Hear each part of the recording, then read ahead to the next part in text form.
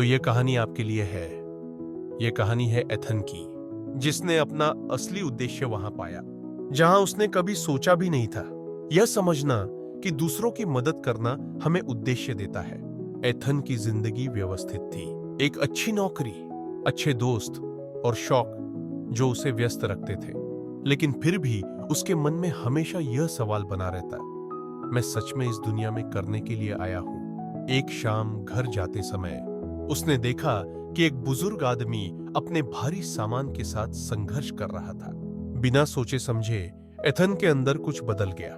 उसने पहली बार महसूस किया कि शायद उसकी तलाश का जवाब दूसरों की मदद करने में छिपा है। एथन ने सोचा, अगर किसी की मदद करने से मुझे इतना अच्छा महसूस हुआ तो क्या होगा अगर मैं इसे अपनी जिंदगी का हिस्सा बना लूं? लेकिन सवाल यह था, मैं किस तरह दूसरों की मदद कर सकता हूं?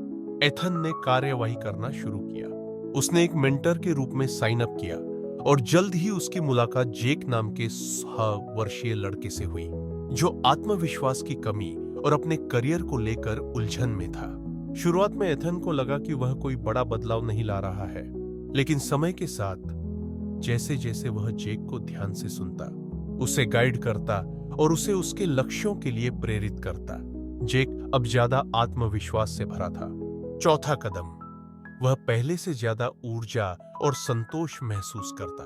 अब वह खुद से नहीं पूछ रहा था, मेरा मकसद क्या है, बल्कि अब वह अपने मकसद को जी रहा था, सेवा को अपने जीवन का हिस्सा बनाना। जो कभी एक छोटा सा मदद का लम्हा था, अब एथन की जिंदगी का उद्देश्य बन चुका था। उसने मेंटरशिप जारी रखी, स्कूलों में जाकर प्रेरणादायक भाषण देने शुरू किए और अपनी संघर्ष की कहानियां साझा कर दूसरों को उनका रास्ता खोजने में मदद करने लगा। लेकिन उसे अब समझ आया कि मकसद कभी बाहर से नहीं मिलता, बल्कि यह दूसरों की जिंदगी में रोशनी लाने से खुद बनता है। कहानी की सीख, जिंदगी का मकसद यह नहीं होता कि हम अपने लिए क्या हासिल करते हैं, बल्कि यह होता है कि हम दूसरों के लिए क्या करते हैं। जब आप देने का मन बनाते हैं